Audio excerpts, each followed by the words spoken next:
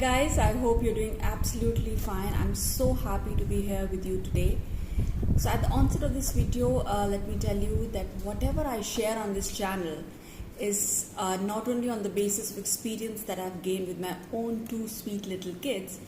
I run a preschool and a childcare center in the city of Gurgaon, and if I look at past 2 years only, I would have interacted with not less than somewhere around 200 families. When I say interacted, I have been a part of their stories, their anxieties, their concerns, just for all of it. And I'm so happy that all these kids and all these families have been a part of my life.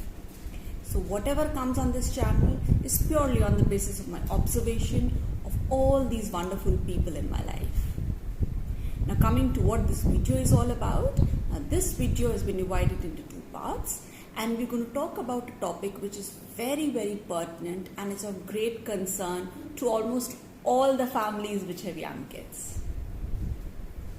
How much of mobile phone, tab, laptop, computer is enough for my child? How much of these e-screens should I expose my child to? That's one question that we'll be trying to answer in this video.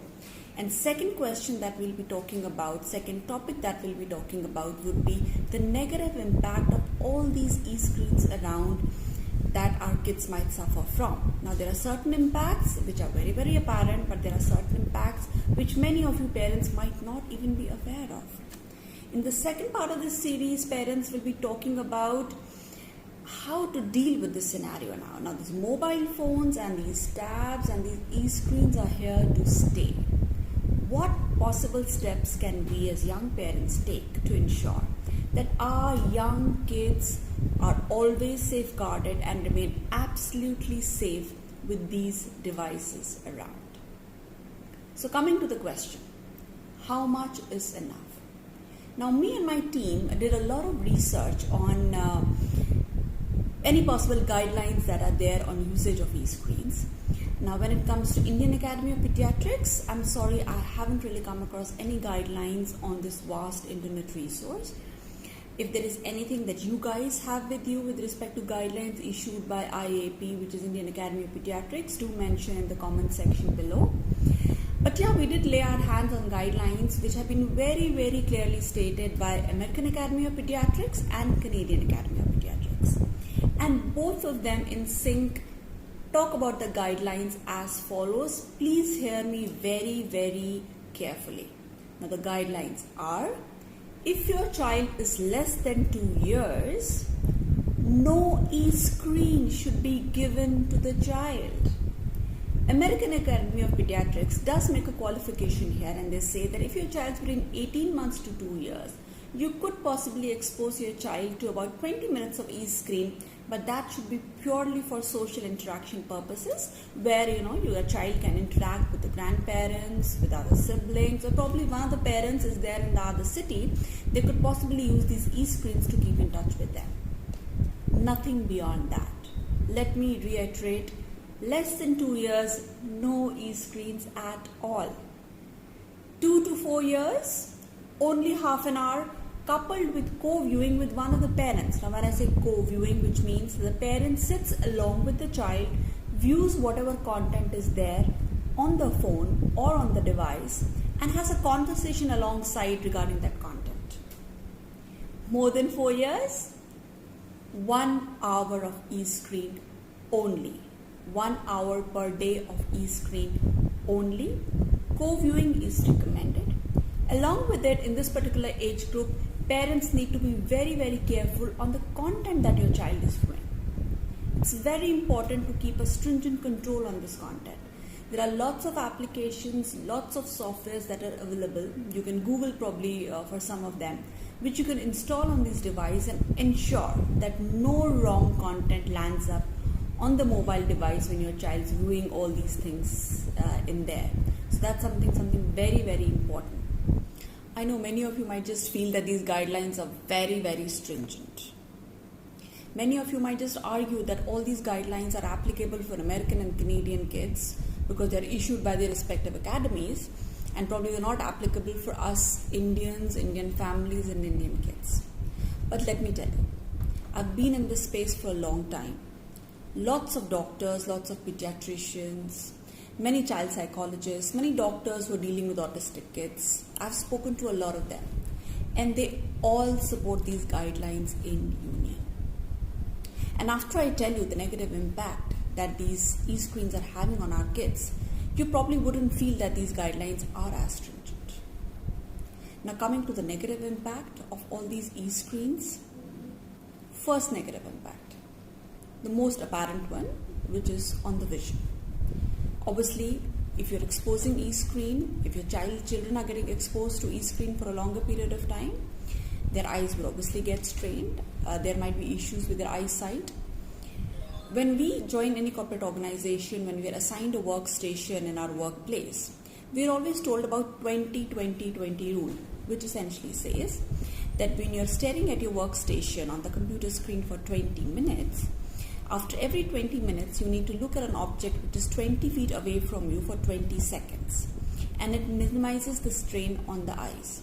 Now the question is, have you made your child aware of this rule? Do they follow this 20-20-20 rule? This is a question that we need to ask ourselves. The second negative impact, terminally ill disease. Now that's something very, very scary. Now I agree there is no conclusive research, study, evidence which directly relates extended mobile screen use or e-screen use to a terminally ill disease. But let's consider the following facts. Fact number 1. Tissues of young kids are very, very soft. Their skulls are very, very thin than an average adult. Third, these devices do emit electromagnetic radiations. Fourth, rate of absorption of these electromagnetic radiations is double in kids than in adults. Now let's correlate all these 4 facts. Are we still waiting for a conclusive study to come in front of us and then we'll take an action? Or we'll just take some precautions? Third negative impact, speech delay. There are many young parents who come to me and who have this concern at the top of their mind that the child's not talking. There is a simple logic. If you talk to child less, he will talk back at you less. Now with these mobile phones and e-screens, what is happening is that we are interacting with the child less and less. And that is why he's picking up less and less from his environment and consequently learning less. That's why you will see when these kids join preschools or join childcare centers, they immediately pick up as far as their social skills and their communication skills go. The connect is very, very apparent.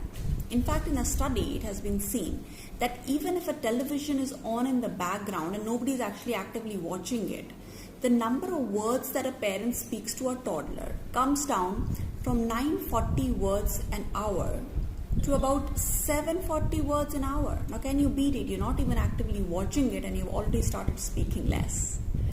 Connect is very, very direct. Now the fourth negative impact. The child might suffer from various pains, aches, strain in the fingers. Now all these things are very easily communicated by an adult. But with a child, when he puts down that tab after his session in front of an e-screen, and he starts feeling strain in his thumb, in his neck, and in his head, he's not able to pinpoint the area of concern. That where is it exactly paining him? Eventually what happens is that he eventually ends up becoming cranky. He doesn't really know what to say to his parents, what part of the body is actually straining, what part of the body is actually aching. Wherein actually it's the thumb or the neck or the head that's paining and aching, and the parent is obviously at loss why the child is so cranky. Now another negative impact that these mobile phones and e-screens have is on the sleep of the young child. Especially if you give these e-screens an hour before they are going off to sleep. Now the content that is given by these e-screens can be very, very overly stimulating. It can get them very excited. It can get them very active.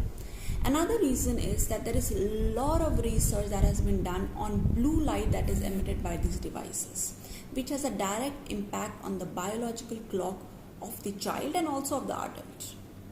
So this is something very, very important, and sleep in young kids is very important because most of their growth hormones get secreted when they have a peaceful, nice sleep at night.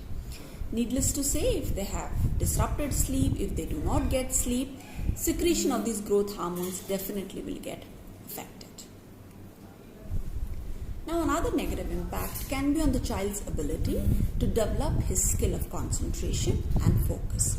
Now, you would know that in all this content that is being displayed on these e-screens, the frames continuously keep on changing. The content is very stimulating. Content is very, very exciting. Now, consequently, over a period of time, what happens is that the child is not able to learn the ability to concentrate on a frame for a longer period of time. And this is the age when they are learning this skill. When they're younger, when they're less than 4 years, this is the age when they are learning this skill to concentrate and focus. It might not have a direct impact that time, but research and studies have shown that they have problem paying attention once they are 7 years old. So many impacts, right? Now last, it can have an impact on their behavior as well if you're not able to keep a watch on the content that is being displayed. Too much of aggressive content, too much of violent content, you can have young kids replicating that behavior just out of fun. Probably they might just get influenced, and in the end you might have an instance wherein they might just end up hurting themselves as well. So parents, so many things I've shared with you. It's for you to take a decision. How much of e-screen is good for your child? We have given you the guidelines, we have given you all the impacts. In our next video, we'll be telling you about what can we possibly do. Now, these mobile phones, that devices are here to stay. They're not going anywhere in near future, right? We have to live our lives with them around. How are we able to monitor exposure of our young kids to all these e-screens? How are we able to give them a life which is safe, which is nice, which is exciting, which is enriching with these devices, and at the same time, it's absolutely safe. So keep looking, keep watching, subscribe my channel, look out for the next video. It's going to be very, very helpful. And in the meantime, stay happy, stay healthy.